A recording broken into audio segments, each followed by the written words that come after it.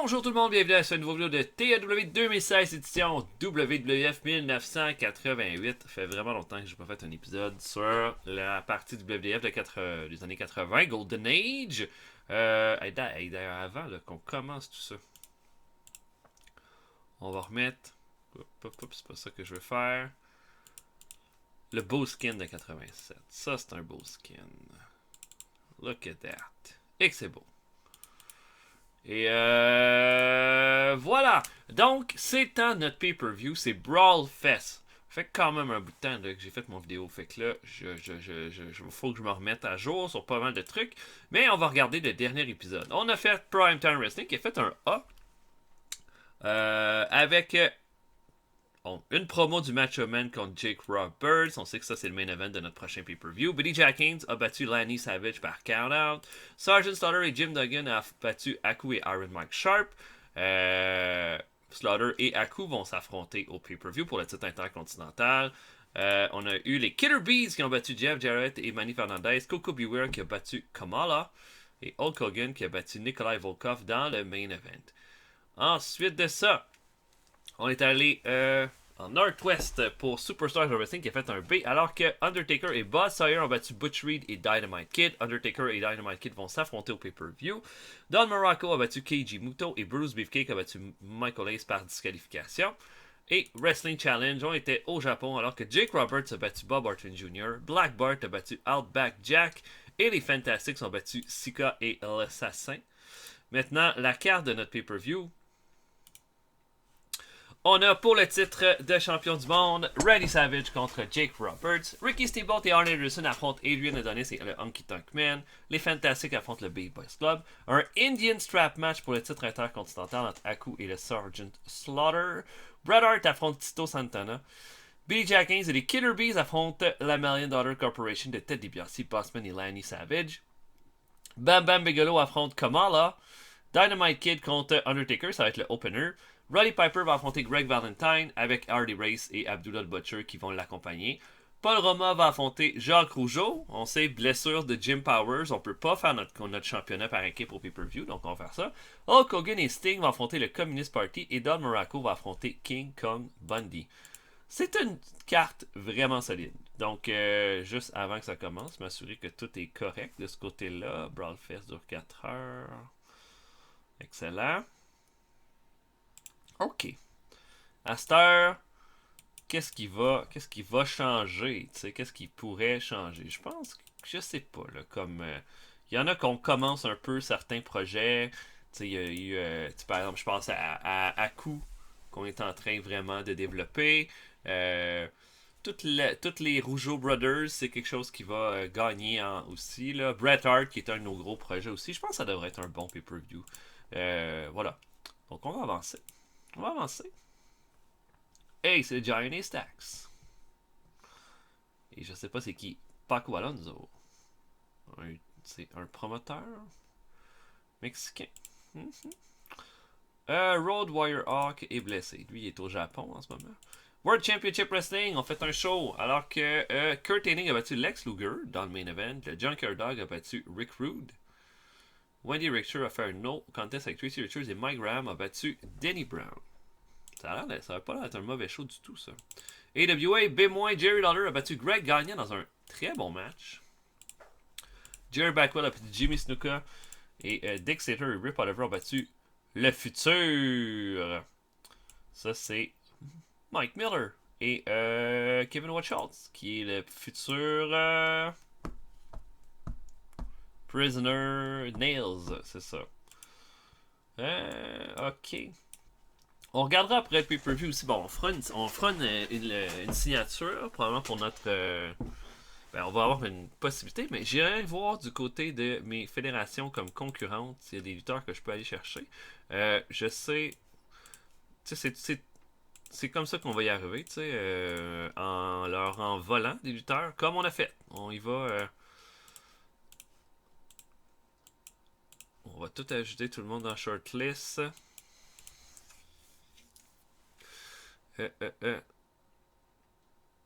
World Class. Je peux-tu acheter ça? Hein? Non. Parce que World Class aussi, là, on quelques bons lutteurs, dont Bobby Eaton, qui est mon rêve de leur signer. Puis bon, New Japan, à la limite, là. Puis là, mais je dirais c'est vraiment plus les fédérations qui sont près de chez moi là, que je veux, vu que c'est eux mes concurrents les plus directs. Bon, des affaires de morale. Bon, Don Morocco, on va améliorer ça. On va lui donner 3000. 5000, on fait tellement d'argent. Il est content. Puis Piper, même chose. On va lui donner 5000. Piper, c'est dur là, à aller le. Mais bon, il est annoyed là. Bon. Ok, fait que Brawl Fest, c'est ce soir. On va se mettre nos broadcasters. Comcast. Close Secret. Ah non, ouais, non, c'est ça. Je sais rien que j'ai Close Secret, j'ai déjà l'autre. Ok. Un incident avec Jimmy Hart. Jimmy Hart a illuminé le mood backstage en faisant des dessins de ses collègues. Excellent. Ricky Steele a des trucs de Babyface à Sam Houston, ça c'est bon. Et des trucs au micro Brooklyn Brother. Oh, on peut pas demander mieux que ça. On peut pas demander mieux que ça. Ok. Je vais aller avec un metal. Mettons assez. Mettons Coco Beware. Qui est un gars qu'on a quand même pas mal de futur avec lui. Mettons Coco Beware et Aku. Non. Ok, donc je book Brawlfest et après on se voit tout le monde. Ça devrait être un bon show. À tantôt. Ok, on est devant 33 000 personnes. J'ai pas regardé. Je suis à Porto Rico pour mon pay-per-view. Ça, c'est pas bon. J'aurais pas dû faire ça parce que je suis moins populaire là-bas. Puis ça va jouer sur mes notes. Mais en tout cas, on verra. On commence ça alors que le Coco Beware affronte le Brooklyn Brawler. Bon petit match. Coco Beware termine ça avec le Birdbuster. Comme d'habitude, les gens que je mets dans mon pre-show de pay-per-view, c'est du monde que j'aimerais ça utiliser le mois suivant. Donc j'aimerais ça que Coco Beware ait un spot le mois suivant. Ensuite, Danny Spivey affronte Dino Bravo. Bravo va faire un sidewalk slam à 9,47 pour terminer le match. Bravo, c'en est un que j'aimerais ça mieux utiliser. J'ai pas vraiment rien pour lui. J'avais une idée à un moment donné. Là, je me demande si je vais aller de l'avant avec ça, mais en tout cas, il y a quelque chose là, qui serait possible de faire. Un bon C. Ensuite, Mike Davis affronte Black Bart.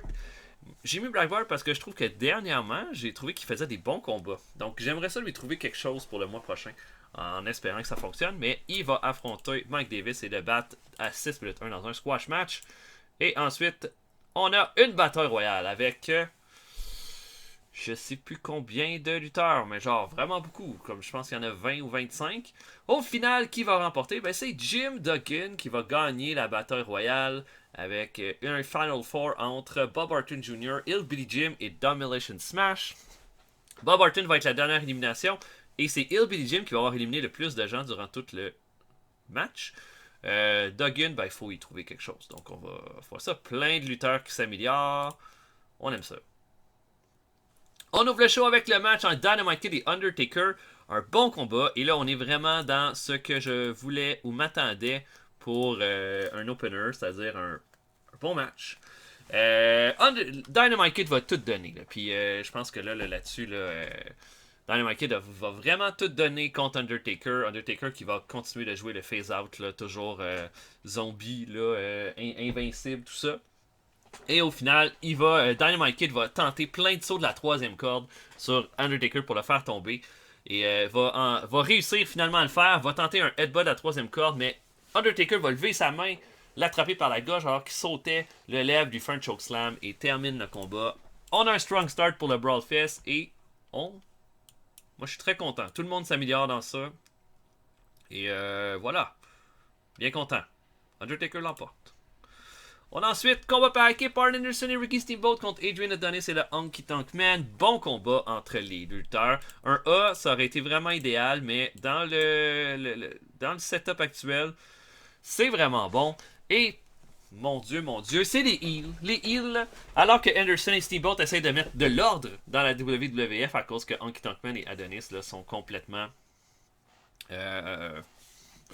moi je dirais ça...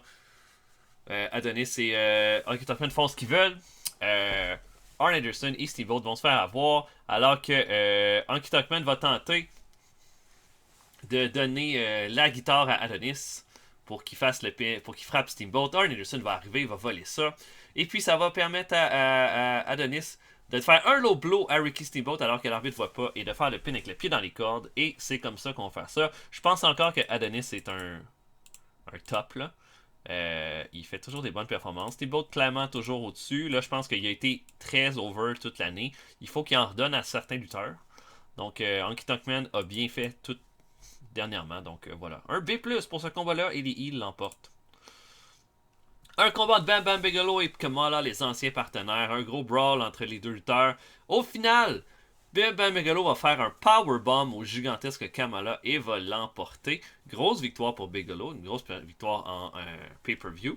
J'essaie de voir ça. Bon, Kamala a eu quelques trucs.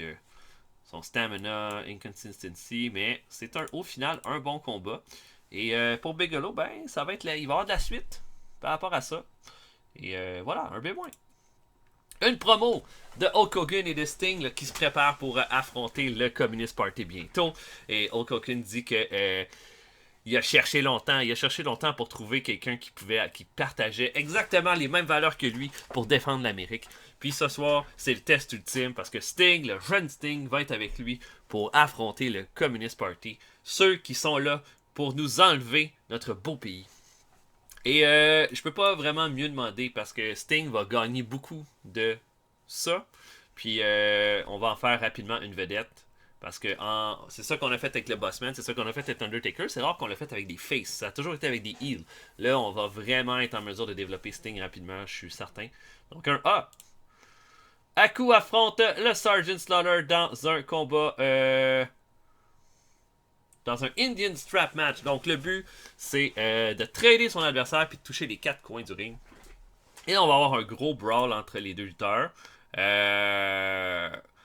Pour Haku, c'est excellent. C'est son genre de match. Ça aurait dû être le genre de match pour Sergeant Slaughter parce que c'est un brawler aussi. Mais dans tous les cas, c'est un bon match. C'est un bon brawl. Slaughter pense avoir la victoire parce qu'il va l'enfermer dans son Cobra Clutch. Sauf que... il va le traîner jusqu'au 3e coin en gardant le Cobra Clutch. Puis, sauf que ce qu'il voit pas, c'est que Haku touche au coin en même temps que lui, même s'il est dans la soumission. Puis là, au moment où il veut faire le 4e, Haku donne un low blow par en arrière. Haku touche le coin et bang! Haku garde le titre intercontinental. Première défense pour lui. Je pense que c'est en est un qu'il faut qu'on développe un peu. Puis, voilà. Je pense que c'est la fin de cette rivalité-là. Là. Elle a été très très bonne entre Haku et Slaughter. En tout cas, elle a été une bonne rivalité de mid-carder. Paul Roma affronte Jacques Rougeau dans un bon petit match de C+. Je m'attendais vraiment pas à plus. Le but, c'était de préparer le combat de championnat entre les deux équipes qui s'en vient. Au début, je voulais que Jacques Rougeau gagne. Paul Roma refusait là, catégoriquement de perdre ce combat-là. Donc, ce qu'on va faire, c'est que ça va être un combat bien storyline, où est-ce que Jacques Rougeau s'en fout de gagner ce combat-là. Alors que le combat avance un petit peu, Raymond Rougeau va arriver et va fracasser le drapeau du Québec derrière la tête de Paul Roma, causant la disqualification. Les Rougeaux vont faire la bombe à Rougeau sur Paul Roma ensuite. Juste question de détruire Roma, de lui envoyer un message pour lui dire on s'en fout de ce combat-là, ce qu'on veut c'est les titres par équipe, puis on va te laminer. Et voilà, bon petit résultat pour ça. Don Muraco affronte King Kong Bundy. Les deux ont fait des bons trucs, mais il y a des moins à cause que bon, c'est pas un combat qui a un storyline. Puis les deux, en tout cas, Bundy pour des bons combats, c'est plus vraiment le meilleur. Mais c'est un bon match. Puis Bundy va quand même beaucoup dominer le combat, va être très arrogant avec Muraco. Et puis va tenter, va jouer beaucoup avec la foule, au point où ce que Muraco va simplement lui faire un roll-up dans le combat et va lui faire un pin éclair. Il va se sauver du ring. Pour Muraco, ben, c'est une victoire qui lui permet de rebondir un peu, mais Bundy est complètement furieux après le match et veut une pièce de Muraco. Les deux ont une bonne chimie, mais visiblement, là, il aurait fallu que je fasse un storyline pour augmenter un peu la note. Promo de Jake Roberts. Préparation du main event qui s'en vient. Il dit que Randy Savage a fait tout un exploit. Une année sans se faire battre dans un combat 1 contre 1, c'est quelque chose qui mérite d'être salué. Il y a une personne qui est passée le plus proche de lui enlever ça, puis c'était Jake Roberts. Ce soir, il finit le travail. Il va chercher, il va se venger de l'année passée contre Savage, mais il va aussi aller chercher le titre de la WWF parce qu'il le mérite, parce que c'est son tour. A+, je peux pas demander mieux. Hulk Hogan et Sting affrontent le Communist Party et c'est un bon match sans surprise avec une grosse performance d'Hogan qui va faire un A+. Et au final, ben c'est Sting qui va faire abandonner Nikolai Volkov avec un Scorpion Deadlock qui va chercher la victoire. Ça va être énorme pour Sting parce qu'en ce moment il est opener. Je peux pas croire qu'après ce combat-là, il sera pas au moins lower mid-carder, possiblement même mid-carder. La rivalité perd en heat, mais c'est pas mal fini pour ce segment-là. Faut introduire Sting, puis je pense que c'est la meilleure façon de faire. Est-ce qu'on va garder une team Hogan-Sting? Peut-être, mais avec le Communist Party, je pense que c'est terminé. Je suis vraiment content. Hogan améliore son performance skill, Nikolai Volkov aussi, ça c'est très bien. Un B+, je peux pas demander mieux. Roddy Piper affronte Greg Valentine, notre premier A en combat de la soirée. Je suis vraiment content de ça. Valentine et Piper, là, je sais pas si vous avez déjà vu des combats entre Valentine et Piper. C'est incroyable. Ces deux-là ont vraiment une excellente chimie ensemble. Puis voilà, Piper va enfermer Valentine dans le sleeper hold, mais Abdullah Butcher va arriver. Et Piper va lâcher, va commencer à se battre avec Abdullah, va le faire reculer un peu. Et puis ben, Hardy Race va arriver en traite, donne un coup derrière la jambe de Piper et va l'enfermer dans un figure 4 pendant que Abdullah lui ouvre le front avec une fourchette et que Valentine lui fait des elbow drops. C'est un massacre total, c'est pas beau à voir, mais c'est ça. Et c'était parfait ce combat-là, absolument. Et Valentine va avoir son performance skill. Ça n'est évidemment pas terminé entre Piper et Hardy Race, mais j'ai beaucoup aimé là, cette transition-là. Donc, un A. Le Fantastic affronte le Big Boys Club. Bon combat encore une fois avec ces deux équipes-là. Et au final, les Fantastic continuent leur incroyable montée alors qu'ils vont aller chercher une victoire avec un Rocket Launcher sur Ron Simmons. Hercule a fait la meilleure performance avec B. On continue parce que je pense que les Fantastics, ça a le potentiel d'être la meilleure équipe qu'on peut pas demander. Et voilà. Non. Je suis bien content. Donc on continue la montée des Fantastics. Tito Santana affronte Bret Hart. Et là, ce combat-là, j'avais mis un steal de show. Et ça peut avoir un steal de show, mais un B+, c'est vraiment excellent pour Bret Hart et pour Santana dans ce contexte-là. Imaginez, là, on donne 19 minutes à Santana puis à Bret Hart pour faire le meilleur combat possible. Il n'y a aucun doute que ça doit être un combat excellent. Puis, malgré que Hart va être heal, je le fais gagner clean sur Santana avec le sharpshooter, où est-ce que Santana va abandonner après un long moment. Il faut que Bret Hart soit mis en avant-plan, c'est un de nos projets. Donc, Bret Hart va chercher cette importante victoire-là. Et que sera la suite? On verra ça à un autre moment donné. Mais voilà, grosse affaire, grosse victoire pour Bret Hart dans un bon combat. Oh! Et Bret Hart a commencé un nouveau spot qui montre ses habiletés athlétiques. Sa psychologie va pouvoir lui permettre de bien l'utiliser dans le futur. Excellent. Six-man tag! Billy Jack Haynes et les Killer Bees affrontent Big Boss Man, Lenny Savage et Ted DiBiase. La Million Dollar Corporation n'a pas l'air de prendre les Killer Bees vraiment au sérieux durant ce combat-là. Et puis, alors que Billy Jack Haynes va complètement dominer au début, là, va vraiment malmener Bossman, Savage, DiBiase. Jim Brunzell va rentrer dans le ring, va avoir ses petits spots, mais au final, DiBiase va l'intercepter et va commencer à faire un travail vraiment terrible sur Brunzell, au point où est-ce que le Bossman va le prendre et va le lever à bout de bras et le lancer en bas du ring. Jim Brunzell a l'air complètement out. Brian Blair arrive complètement insulté. Commence à se battre sur le Bossman. Il pense qu'il va avoir un gros comeback spot. Mais va dans les cordes et reçoit le Bossman Slam. Lenny Savage fait un moonsault, l'envoie en bas du ring et on comprend que Billy Jack Haynes va devoir se battre tout seul contre la Million Dollar Corporation.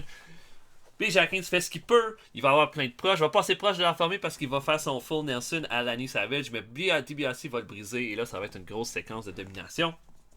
On se demande qu'est-ce qui va se passer. Et finalement, Brian Blair va revenir comme à moitié mort sur le ring apron. Il va taguer, il va taper dans le dos de Billy Jack Haynes pour rembarquer dans le ring.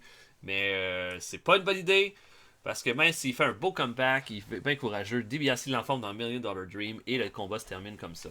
Les Killer Bees n'étaient pas de taille pour affronter la Million Dollar Corporation ce soir. Un B, c'est tout à fait correct. Voilà, on peut pas vraiment se demander mieux que ça. Et notre main event, un autre A. Randy Savage affronte Jake Roberts dans un long combat de 23 minutes 29. Un A de performance pour Savage, un B plus pour Roberts. Je sais pas c'est quoi le négatif, il y en a pas. Fait qu'un A qui doit être quand même pas loin du A plus à mon avis. Roberts et Savage vont faire tout un match, vont beaucoup jouer avec la foule. Roberts va tenter plein de beaux comebacks sur Savage. Mais au final, Savage a l'air juste d'être dans un autre monde, niveau cardio, niveau intensité, niveau énergie. Puis il va bloquer un DDT alors que Roberts va tomber. Savage va faire son double axe handle et un elbow drop pour l'emporter pour une deuxième défense du titre de la WWF. Et au final, on a un très bon pay-per-view. On a utilisé trop Sting, puis on augmente notre popularité dans 2 régions. Mais je vais dire, bon, Savage va mériter des remerciements, c'est sûr. Piper aussi, pour son gros combat contre Valentine. Puis, quoi d'autre? L'autre, ce serait plus un B+. Je vais dire Bret Hart, qui a fait une belle performance. Bon, Savage pour une grosse performance. Piper pour une grosse performance aussi. Puis en plus, il y a des problèmes de morale. Puis Bret Hart pour une bonne performance. Pas une great, mais une bonne. Et voilà. Savage est content. Piper est content. Et Bret Hart est content. Alright! Aucun changement de titre. Mais ça veut pas dire qu'il n'y a pas des trucs qui ont avancé. Là, là il va y avoir des retours. Puis là, on va faire qu'on décide. Probablement qu'on va mettre un lutteur qui va être en congé forcé pour quelques mois. Oh, Steven Regal est un hot property. Boris Zukov aussi.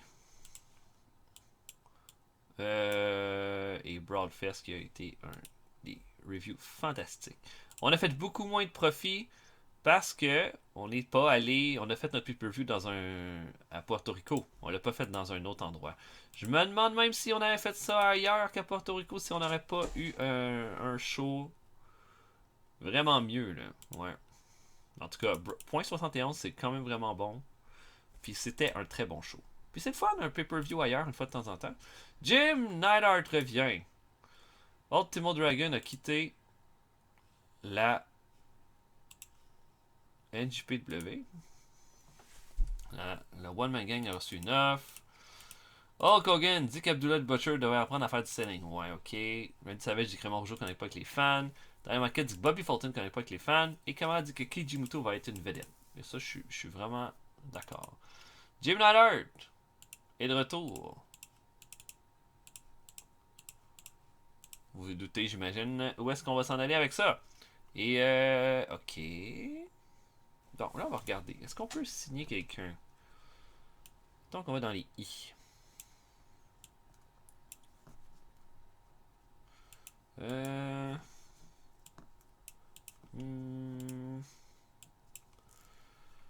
Ok, on va essayer de se trouver un lutteur qui pourrait être intéressant. Pas Hiroshi Wujima, certainement. Hiroshi Hase. Ça serait nice s'il luttait aux States, mais je pense pas. Lui, il a lutté au Canada puis au Japon. Il a lutté pour la Stampede en tant que Viacom Express, mais pas vraiment ailleurs. Hiro Saito. Hercules Ayala pour la AWA, ça aurait été un lutteur intéressant. Hector Guerrero aurait pu être intéressant aussi. Et Ed Hunter, on les a déjà. Ruka Aiden. Race Hans Schrober. Un petit peu vieux. Abana. Gypsy Joe. Déjà 54 ans à cette époque-là.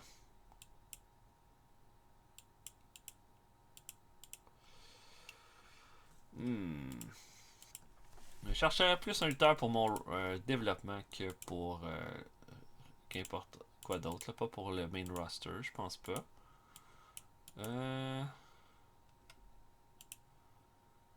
Cody Rogers.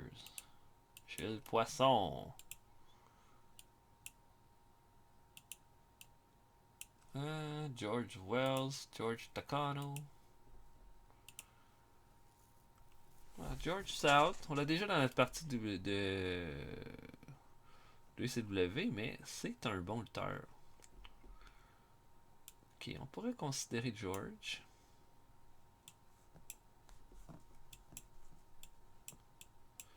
El Sanguinario. Oh, je connais pas lui. Un jeune lutteur, un jeune. Ok, El Sanguinario. Je suis intéressé. Je suis intéressé. Je veux dire, un lutteur que je connais pas. C'est toujours bon, c'est le fun. Ensuite, l'idée d'avoir Samu. Avoir les Edgerinkers, possiblement. Il y aurait peut-être quelque chose à faire avec ça. Est-ce que Fatou est déjà disponible? Disponible? Je pense que oui, non? Rikishi Fatou. Ok. Ok. Je pense que c'est pas une mauvaise idée, ça. Fait que, voilà. J'offre 3 choix. George South.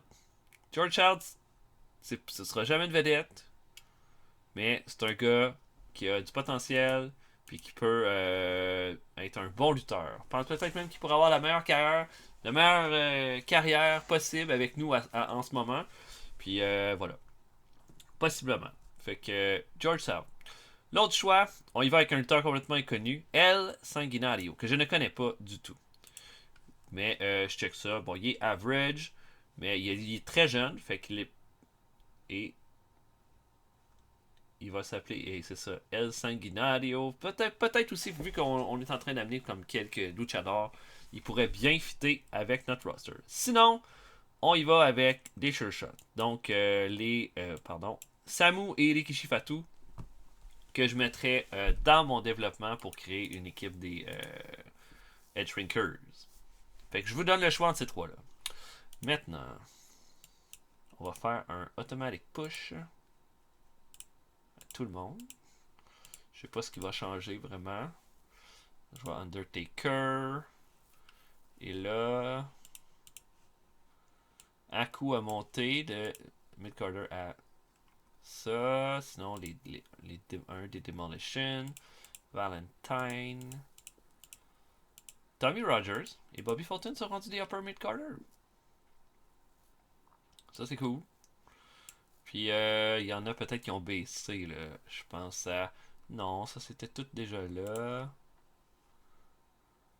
Rien de spécial à ce niveau-là. Je pense que Kamala a baissé.